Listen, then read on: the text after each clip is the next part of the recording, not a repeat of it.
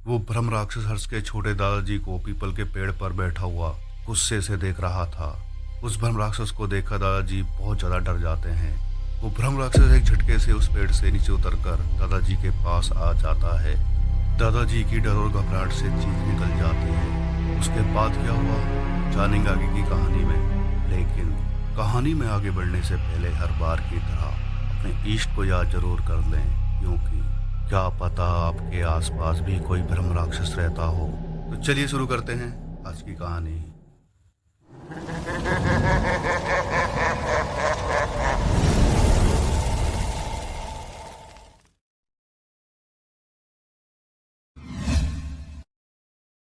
नमस्ते जी, welcome to my YouTube channel demon soul fitness and vlogs. और मैं हूं डीमन।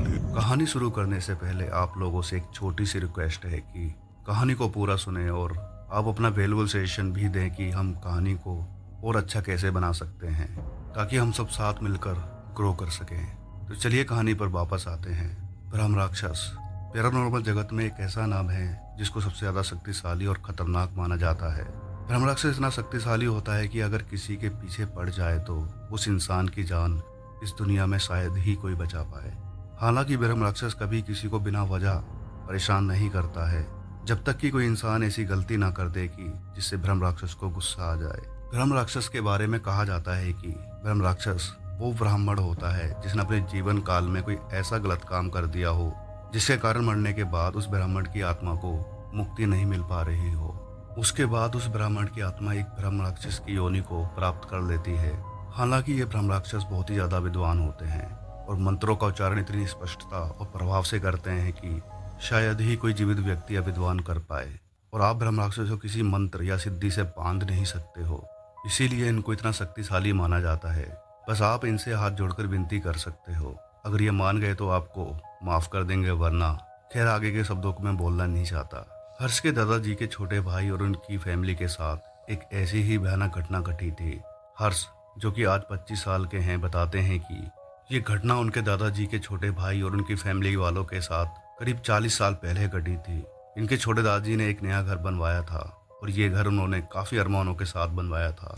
और उस समय के हिसाब से ये घर एक आलीशान घरों में से एक था। बताता चलूं कि हर्ष छत्तीसगढ़ के रहने वाले हैं और उनके दादाजी ने ये घर छत्तीसगढ़ के एक गांव में ही बनवाया था। हर्ष के छोटे दादा और उनके परिवार वाले काफी खुश थे। उन्होंने सभी रिश्तेदारों को गृह प्रवेश के दौरान बुलाया था, लेकिन शायद उनकी इस खुशी को नजर लगने वाली थी। इनके घर के आंगन में एक बड़ा सा आंगन था और उस आंगन में एक पीपल का बड़ा सा पेड़ था और यह पीपल का पेड़ काफी ज्यादा पुराना था। घर के कंस्ट्रक्शन के समय इन लोगों ने इस पीपल के पेड़ को कटवाया नहीं था। वैसे भी मान्यता है कि पीपल के पेड़ को कटवाना नहीं चाहिए। सब कुछ बढ़िया चल रहा था। ये लोग हंसी खुशी उस घर में रह रहे थे, लेकिन हर्ष के छोटे दादाजी की एक बड़ी बुरी आदत थी। वो डेली शाम को शराब पिया करते थे और शराब पीने के बाद वो गंदी गंदी गालियां भी देना शुरू कर देते थे। और एक रात उन्होंने एक ऐसी ही गलती कर दी कि पूरे परिवार ने उस गलती की सजा भुगती। एक रात हर्ष के छोटे दादाजी शराब पीने उस पीपल के पेड़ के नीचे बैठ गए। घर वालों ने काफी समझाया कि पेड़ के नीचे बैठकर शराब मत पियो, लेकिन वो काफी जिद्दी नेचर के इंसान थे। उन्होंने किसी की एक नहीं सुनी। जब वो शराब पी रहे थे तो उसी समय पीपल के पत्तों में सरसराहट होने लगी, जैसे कि वहां पर कोई बैठा हो। दादाजी ऊपर नजर करके देखते हैं तो वहां पर कोई भी नहीं था। थोड़ी ही देर बाद दादाजी के ऊपर एक छोटी सी टहनी टूट कर गिरती है। दादाजी को इस समय तक काफी चढ़ चुकी थी और वो इस घटना से काफी चिढ़ गए थे। तो वो गुस्से में पीपल के पेड़ की तरफ देखकर गालियां देने लगते हैं। लेकिन अब इस घटना के बाद वो अपनी जिद में डेली उस पीपल के पेड़ के नीचे बैठकर शराब पीकर गालियां दिया करते थे। तो एक रात की बात है, वो इसी तरह शराब पीकर गालियां दे रहे थे। तभी पीपल के पेड़ की टहनियां तेज तेज हिलने लगी। दादाजी ये देखकर चौंक गए और जब उन्होंने ध्यान से ऊपर पीपल के पेड़ की तरफ देखा तो उन्हें धोती पहने हुए एक व्यक्ति पेड़ पर बैठा दिखाई दिया। उसकी वेशभूषा ऐसी थी जैसे कि ब्राह्मणों की होती है और वो व्यक्ति बेहद डरावना था और गुस्से से दादाजी की तरफ देख रहा था। उसकी आंखें अंगारों की तरह लाल हो रखी थी। ये देखकर दादाजी का सारा नशा उतर गया। वो भयानक व्यक्ति दादाजी से बोला, ये मेरा स्थान है और तू यहाँ रोजाना शराब पीकर गालियां देता है। तूने मेरे स्थान को अपवित्र किया है और इसकी सजा तुझे अब मिलकर रहेगी। ये कहते हुए वो व्यक्ति पलक झपकते ही झट से पेड़ से नीचे उतर आता है। दादाजी चीख मारकर अंदर भाग जाते हैं। वो इतने डर गए थे कि उन्हें अभी अटैक आ जाए। वो खिड़की से बाहर उस पेड़ की तरफ देखते हैं तो वो ब्राह्मण की तरह दिखने वाला व्यक्ति उनको अभी भी गुस्से से देख रहा था। दादाजी की हालत देखकर सारे घर वाले परेशान हो गए। सब लोग उनसे पूछे जा रहे थे कि आखिर हुआ क्या है और वो इतने घबराए हुए क्यों हैं। दादाजी के मुंह से आवाज ही नहीं निकल रही थी। वो इतने ज़्यादा डर गए थे कि अगले दिन उनको तेज बुखार आ गया था। उनकी तबीयत और ज़्यादा खराब होती जा रही थी। वो बताते थे कि एक ब्राह्मण की तरह दिखने वाला व्यक्ति उनको मारता है और वो कहता है कि तुझे जान से मार दूंगा। दादाजी दिन ब दिन काफ़ी कमज़ोर होते जा रहे थे और अब घर में भी लोगों को तरह तरह के अजीब अनुभव होने शुरू हो गए थे। हर्ष की छोटी दादी को आवाज़ आती थी कि ये मेरा घर है और यहाँ लाइसेंस प्याज बिल्कुल नहीं चलेगा और इस घर में तुम सब लोगों को मेरे हिसाब से चलना होगा। घर के लोग समझ गए थे कि यहाँ जरूर किसी भूत प्रेत का साया है। एक रात की बात है कि हर्ष के छोटे दादाजी दर्द से करा रहे थे। कराहने की आवाज़ सुनकर दादी जी की आंख खुल जाती है और वो देखती हैं कि हर्ष के छोटे दादाजी की छाती पर एक भयानक ब्राह्मण बैठा हुआ था और वो दादाजी का गला दबा रहा था। ये देखकर दादी जी की चीख निकल जाती है और पूरे घर में एक डर का माहौल बन जाता है। इस घटना के बाद घर में अब हर किसी के साथ कुछ ना कुछ गलत हो रहा था। अगर घर में कोई पूजा पाठ नहीं करता तो उसको थप्पड़ लग जाते थे। जब ये घटनाएं काफ़ी बढ़ गईं तो इन लोगों ने कई सिद्ध तांत्रिकों और पंडितों को दिखाया, लेकिन सभी ने यही कहा कि आपके घर में जो कोई भी है वो बहुत शक्तिशाली है और ये हम लोगों के बस की बात नहीं है। यहाँ तक कि उनमें से कई तांत्रिकों पंडितों के साथ इसके बाद काफ़ी बुरा हुआ। अब पूरा घर बहुत ज़्यादा परेशान हो गए थे। इसके बाद ये लोग एक बहुत ही सिद्ध और ज्ञानी बाबा जी से मिले और सारी बात बताई। काफ़ी रिक्वेस्ट करने के बाद वो बाबा जी इन लोगों के घर आते हैं। अब जैसे ही बाबा जी इनके घर के अंदर आए तो वो सीधा उस पीपल के पेड़ की तरफ देखने लगे। उसके बाद उन्होंने अपनी आंखें बंद की और कुछ मंत्र पढ़े। आंखें खोलने के बाद वो चुपचाप अंदर चले गए। उन्होंने घर वालों को बोला कि जिस बात का डर था वही हुआ।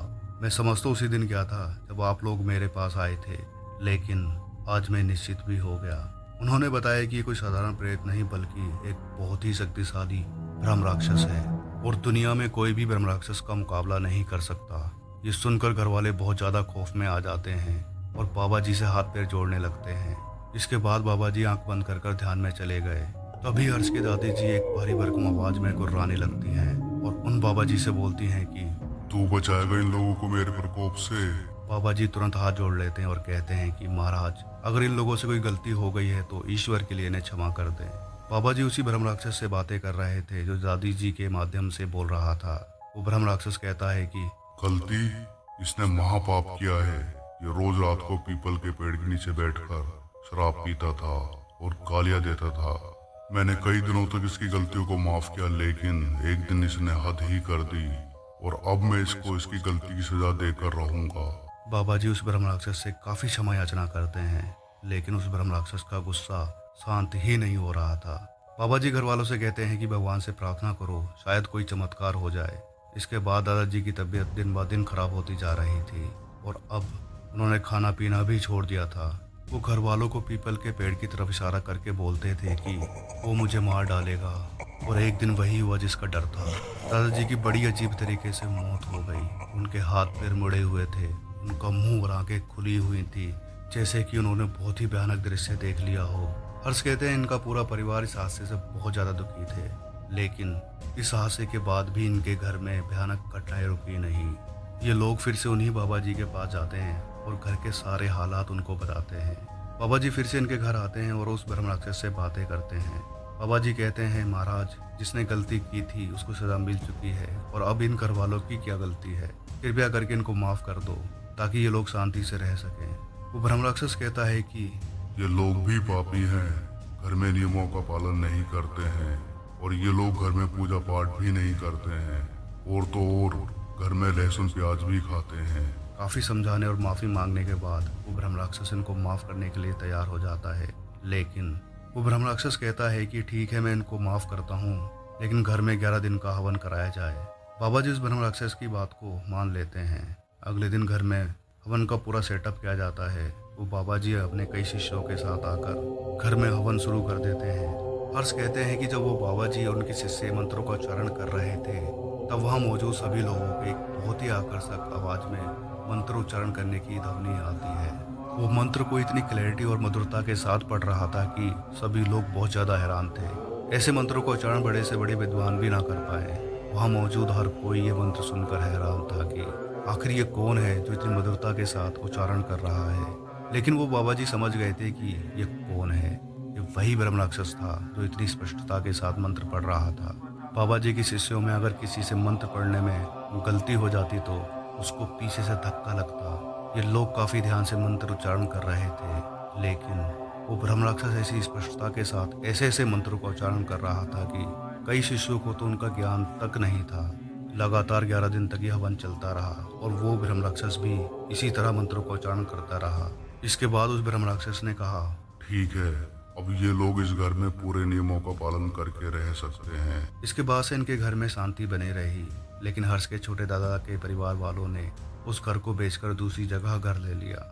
लेकिन आज भी ये लोग उन सारे नियमों का पालन करते हैं। अब सवाल ये उठता है कि जब सब कुछ ठीक हो गया था तो इन लोगों ने उस घर को बेच क्यों दिया? क्या आप लोगों के पास इसका जवाब है? अगर है तो मुझे कमेंट सेक्शन में ज़रूर बताएं। और आप लोगों को आज की ये कहानी कैसी लगी वो भी मुझे कमेंट सेक्शन में ज़रूर बताएं। उम्मीद है आप लोगों को ये कहानी काफ़ी पसंद आई होगी और ब्रह्म राक्षस के बारे में काफ़ी कुछ पता चला होगा। अगर आप लोगों के पास भी ऐसी कोई सच्ची घटना और डरावनी कहानी है तो आप मेरे साथ शेयर कर सकते हैं। मेरे इंस्टा का लिंक और ईमेल आईडी का लिंक डिस्क्रिप्शन में दिया गया है, आप वहां जाकर इनको शेयर कर सकते हैं। और आप लोगों से फिर से रिक्वेस्ट है कि आप हमें सपोर्ट कीजिए। इस तरह की और कहानियाँ सुनने के लिए मेरे चैनल को सब्सक्राइब कर लें। इस वीडियो को ज़्यादा लाइक शेयर कमेंट जरूर करें। इस तरह की और कहानियाँ सुनने के लिए मेरे चैनल को सब्सक्राइब जरूर कर लें, क्योंकि मैं इस तरह की बेहद रोमांचक, सच्ची और डरावनी घटनाएं लेकर आपके सामने आता रहूँगा। मिलते हैं नेक्स्ट वीडियो में, तब तक अपना ध्यान रखें। धन्यवाद।